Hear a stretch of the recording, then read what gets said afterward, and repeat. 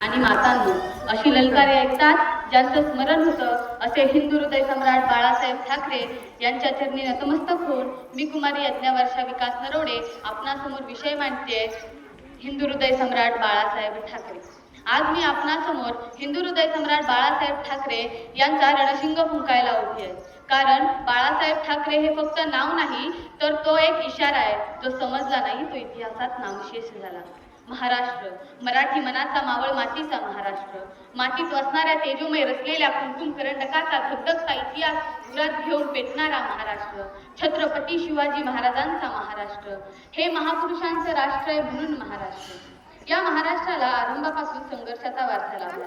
स्वातंत्र्य प्राप्तीनंतर द्विभाषिक राज्यांची निर्मिती झाली। भाषिक राज्य म्हणून खरं तर 2 स्वतंत्र राज्यांची निर्मिती व्हायला हवी होती। त्या द्विभाषिक राज्यांविरोधात संघर्षही झाले। यातूनच संयुक्त महाराष्ट्र चळवळ उभी राहिली। आचार्य अत्रे, प्रबोधनकार ठाकरे यांसारख्या प्रबोधींनी संयुक्त महाराष्ट्र चळवळ यशस्वी केली। संयुक्त महाराष्ट्र मिळाला, पण पुन्हा एकदा केंद्र सरकारने प्रश्न उपस्थित केला की हिंदुस्थान हेच एक राष्ट्र असताना त्यात आणखी महाराष्ट्र कशाला? परत नावावरून संघर्ष झाला। मराठ्यांच्या संघर्षाला यश आलं आणि महाराष्ट्र हे एक राज्य म्हणून उभं राहिलं। खरं तर आता तरी मराठी माणूस सुखाचे जीवन जगेल अशी अपेक्षा होती। या स्वातंत्र्याच्या मुक्त कोंदणामध्ये मराठी माणूस यशाच्या पायऱ्या वर वर चढत शिखरावर पोहोचेल अशी अपेक्षा होती। संयुक्त महाराष्ट्राच्या चळवळीने मुंबई महाराष्ट्रात आली। मुंबई महाराष्ट्रात होती। मुंबईत मराठी माणूस होता, पण मराठी माणसाची अवस्था मुंबईत काय होती? मराठी माणूस सुकड्यासारखा जगत होता। मराठी पोरे रस्तोरस्ती गल्लोगल्ली बेकारांच्या फौजा म्हणून फिरत होती। मराठीपणाचा जर कोणी आवाज काढला आणि मुंबई आमची आहे असं कोणी म्हटलं तर मुंबई तुमची तर भांडी घासा आमची अशी अवहेलनात्मक वाक्य कानावर पडत होती। शोषण आणि सहन करणे। 350 वर्षापूर्वी ज्या मातीत छत्रपती शिवाजी महाराजांनी हे स्वराज्य उभं केलं त्या मराठी माणसाची अवस्था अशी होती। महाराष्ट्र जगला तर राष्ट्र जगेल, पण तत्कालीन परिस्थितीच अशी होती जणू काही बोलाचीच कळली आणि बोलाचाच घात। या कालखंडामध्ये एक व्यंगचित्रकार रेल्वेच्या डब्यातून फ्री प्रेस जनरलच्या नोकरीसाठी जात होता। येता येता लोकांच्या व्यथा वेदना पाहत होता।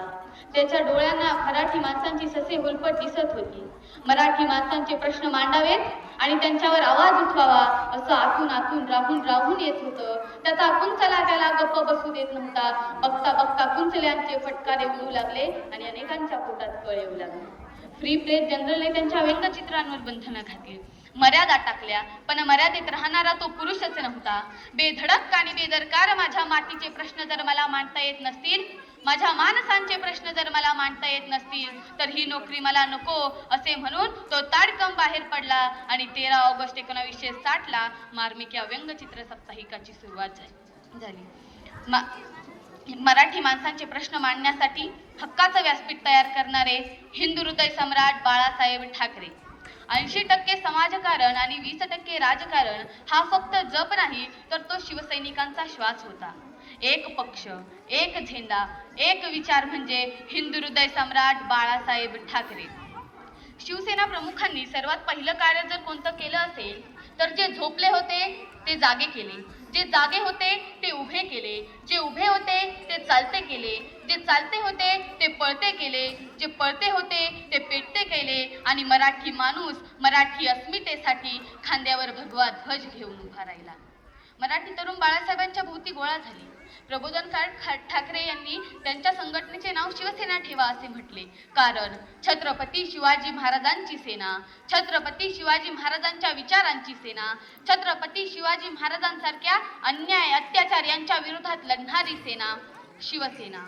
शिवसेना म्हणजे काय? शी म्हणजे शिस्तबद्ध, व म्हणजे वचनबद्ध, से म्हणजे सेवाभावी, ना म्हणजे जिथे ना मर्दांना स्थान नाही अशी मर्दांची संघटना शिवसेना। 19 जून 1966 ला शिवसेनेचा जन्म झाला आणि व्यंगचित्रकार बाळासाहेब ठाकरे हे शिवसेना प्रमुख झाले आणि सुरू झाली झुंज मराठी माणसाच्या अस्मितेसाठी आणि मराठी माणसाच्या स्वाभिमानासाठी। 350 वर्षापूर्वी छत्रपती शिवाजी महाराजांनी स्वराज्य उभारण्यास प्रारंभ केला। स्वराज्य उभारण्यासाठी कार्यभार चालू केला। त्यावेळी या स्वराज्याचा वचननामा काय होता? हे स्वराज्य कशासाठी होतं? स्वतःला छत्रपती बनवायचं होतं म्हणून की स्वतःचा राज्याभिषेक करून घ्यायचा होता म्हणून? नाही, या स्वराज्याचा वचननामा होता, सर्वांस पोटास लावणे आहे, सर्वांस पोटास लावणे आहे. छत्रपती शिवाजी महाराजांच्या विचारांवर चालणारी शिवसेना यांचं पहिलं ध्येय होतं, सर्वांना पोटाला लावायचे आहे. बाळासाहेब ठाकरे यांनी त्यांच्या संघटनेमध्ये बळ भरलं, जिद्द भरली की हो, शिवसेना ही समाजकारणासाठी बनली आहे, शिवसेना ही समाजकारणासाठी बनली आहे. भगवान श्रीकृष्ण जर कोणाला कळले असतील तर ते छत्रपती शिवाजी महाराज यांना आहे, आणि छत्रपती शिवाजी महाराज जर कोणाला कळले असतील तर ते हिंदू हृदय सम्राट बाळासाहेब ठाकरे यांना आहे. ही सर्वात महत्त्वाची गोष्ट आहे. बाळासाहेब ठाकरे यांनी एकदा प्रबोधनकार ठाकरे यांना विचारलं की दादा, खरी श्रीमंती कशात आहे? प्रबोधनकार उठले, त्यांचे बोट धरले आणि दरवाजात असलेल्या असंख्य चपलांकडे बोट करून म्हटले की हो बाळासाहेब, खरी श्रीमंती याच्यात आहे. इतर जण पैशाने मोठे झाले, पण शिवसेना ही माणसाने श्रीमंत झाली, माणसांच्या मनाने श्रीमंत झाली. ही श्रीमंती कमवा, ही माणसं फक्त कमवा. बाळासाहेब ठाकरे हे हिंदुत्वाचे खंदे पुरस्कर्ते होते. त्यांच्या विचारांनी लाखो जनमानसांवर परिणाम केला. त्यांचं वक्तृत्व हे धारदार होतं.